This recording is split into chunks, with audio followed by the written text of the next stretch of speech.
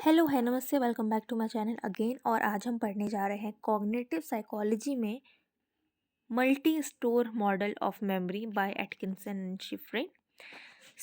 ये lecture start करने से पहले मैं आपको ये बताना चाहूँगी कि कॉग्निटिव साइकोलॉजी का पूरा कोर्स, पूरा प्लेलिस्ट ऑलरेडी चैनल पे है और कुछ ही वीडियोस बचे हैं। उसके बाद ये इस प्लेलिस्ट हमारी पूरी हो जाएगी। अगर आपको और कोई टॉपिक्स देखना है तो आप प्लेलिस्ट पे जाके देख सकते हैं। विदाउट एनी फर्दर डिले आज का वीडियो स्टार्ट करते हैं। मल्टी स्टोर मॉडल जिसको multi store model and Atkinson and Shiffrin model of memory भी कहते हैं। ये दिया था 1968 में Richard Atkinson and Richard Shiffrin में। ठीक है, इन्होंने दिया था। यहाँ पे ना आपने ये मॉडल बहुत फेमस सुना होगा, STM LTM वाला मॉडल है ना। ये वही है और सबसे सिंपल है। अगर काफ़ी बच्चों को मेमोरी टॉपिक बहुत हार्ड लगता है, आई प्रॉमिस आज से आपको बहुत ईजी लगने वाला है। स्टार्ट करते हैं। देखिए, इसमें हम क्या क्या पढ़ेंगे। सेंसरी मेमोरी के बारे में पढ़ेंगे, शॉर्ट टर्म मेमोरी के बारे में पढ़ेंगे एंड लॉन्ग टर्म मेमोरी के बारे में पढ़ेंगे। आगे बढ़ने से पहले मैं इस मॉडल को थोड़ा सा एक्सप्लेन करना चाहूँगी। हमारे पास सेंसेस से जितने भी इंफॉर्मेशन आ रही होती है, थ्रू ईयर, हियरिंग, हम कुछ साउंड सुन रहे हैं, आँखों से हम कुछ देख रहे हैं, कोई भी इंफॉर्मेशन हमारे पास आ रही है या कुछ सेंस टच हो रहा है, वो हमारी सेंसरी मेमोरी में आती है। अगर हमने उस पर अटेंशन पे किया 30 सेकंड तक, तो ही वो हमारी शॉर्ट टर्म मेमोरी में जाएगी। और शॉर्ट टर्म मेमोरी में लाइक फॉर एग्जांपल OTP होता है, हम थोड़ी देर के लिए याद करते हैं, उसको हम भूल जाते हैं। लाइक डिस्प्लेसमेंट हो जाता है या तो किसी और चीज़ से, या हम उसको भूल जाते हैं, वो ख़राब हो जाती है, डीके। अगर हमने उस शॉर्टकट मेमोरी को, अगर किसी ने बोला कि ये OTP है ना, ये आज भी काम आएगा और कल भी काम आएगा, तो आपने वो शॉर्ट टर्म मेमोरी में डाल के आपने उसको बार बार याद किया, यानी कि रिहर्स किया, जिससे वो 30 सेकंड से ज़्यादा आपने रिहर्स किया, जिससे वो LTM यानी कि लॉन्ग टर्म मेमोरी में चली गई। अब अगर उसका यूज़ हो जाएगा, जो अगले दिन आप रिट्राइव करेंगे इन्फॉर्मेशन, वो दोबारा हमें याद होगा थ्रू रिकॉलिंग और हम उसका यूज़ कर लेंगे। अब उसका कोई काम नहीं है, या उसका किसी न्यू नॉलेज से इंटरफेरेंस हो गया, तो हम उस चीज़ को भूल सकते हैं। या वो मेमोरी डिके हो गई, तो हमें याद नहीं आएगा, या रिट्राइवल फेलियर, तो हमें वो याद नहीं आएगा। ये बहुत ही सिंपल, जैसे कि आपको लगा होगा, यही बस आगे हम थोड़ा थोड़ा वे में पढ़ेंगे। बट आई होप ये बहुत सिंपल है, आपको अभी तक समझ में आया हो। The Atkinson and Shiffrin model of memory, also known as multi store model memory model, was proposed by Richard Atkinson and Richard Shiffrin in 1968. This influential theory describes the memory as a series of distinct stages that information passes through to be encoded, stored and retrieved. Memory, अगर हम memory की बात करें तो क्या होती है, उसमें कौन सा प्रोसेस होता है। मेमोरी हम इंक्लूड, देखिए, इंफॉर्मेशन हम इनकोड करते हैं, उसको स्टोर करते हैं और फिर रिट्राइव करते हैं। इसी प्रोसेस को हम मेमोरी कहते हैं, राइट।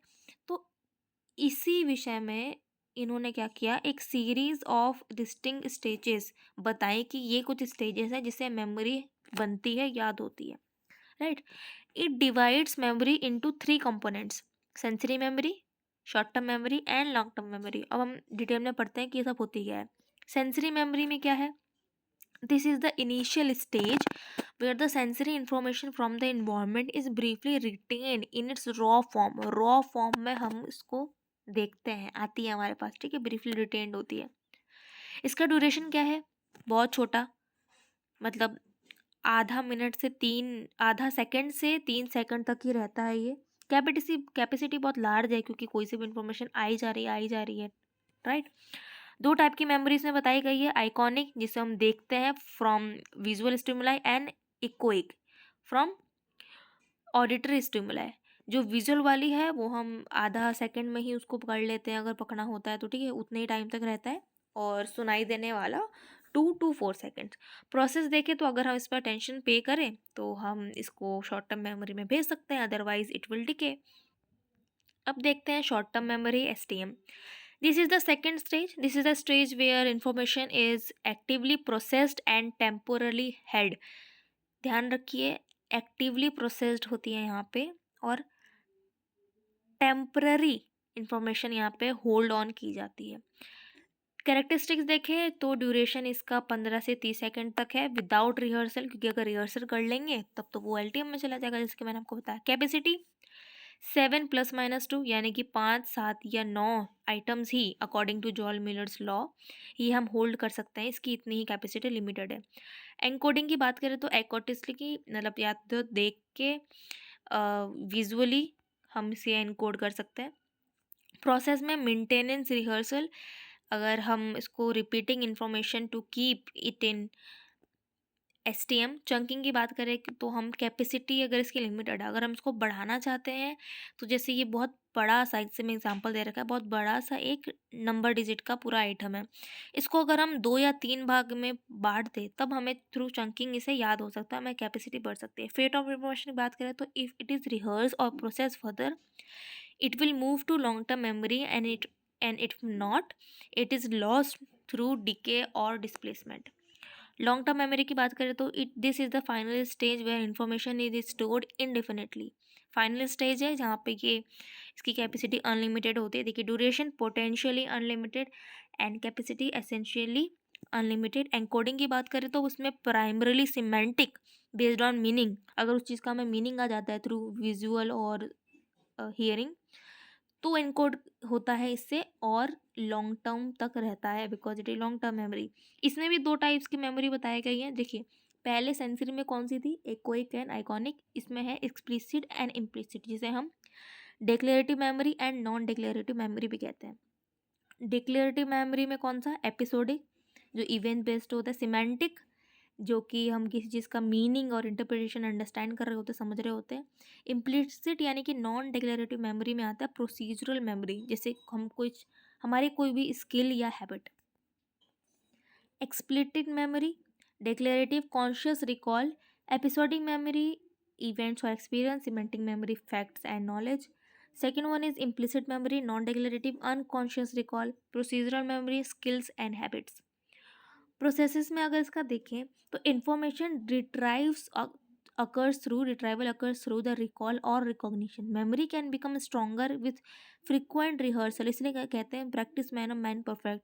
आप एक चीज़ को, इसलिए यहाँ पे रिवीजन का कॉन्सेप्ट आया है कि हम जितनी बार किसी चीज़ को रिवाइज करेंगे, जितनी बार किसी चीज़ को पढ़ेंगे, वो और मजबूत होती जाएगी और हम उसे अच्छे से भूलेंगे नहीं। अगर हम नहीं करेंगे it may also fade over time due to interference और डिकेइंग। इसका की प्रोसेस जैसे कि मेमोरी में भी आता है, encoding, storage and retriever. Information आती है, हम उसको प्रोसेस करते हैं, उसको स्टोर करते हैं, और जब हमें ज़रूरत पड़ता है हम उसको एक्सेस कर सकते हैं, recall. Strength of the model देखें तो ये बहुत सिंपल है, इसको हम अच्छे से समझ सकते हैं, छोटा सा है, सिंपल है। एक्सपेरिमेंटल एविडेंस की बात करें तो स्पर्जन्स एक्सपेरिमेंट ऑफ सेंसरी मेमोरी हुई है, उससे यहाँ इसका एविडेंस आता है। और मिलर्स ने जो काम किया था एसटीएम की कैपेसिटी पे, उससे हम कह सकते हैं कि हाँ भाई ये वैलिड चीज़ है। एप्लीकेशन देखें तो सीरीज पोजीशन इफेक्ट और मेमोरी रिलेटेड फिनोमिना को समझने के लिए इस मॉडल का यूज़ किया जा सकता है। अब जिस चीज़ की इतनी तारीफ हो रही है उस चीज़ की निंदा भी होगी, तो अब हम इसके इवेल्युएशन, शॉर्टकमिंग्स और वी कैन से डिसएडवांटेजेस देखते हैं।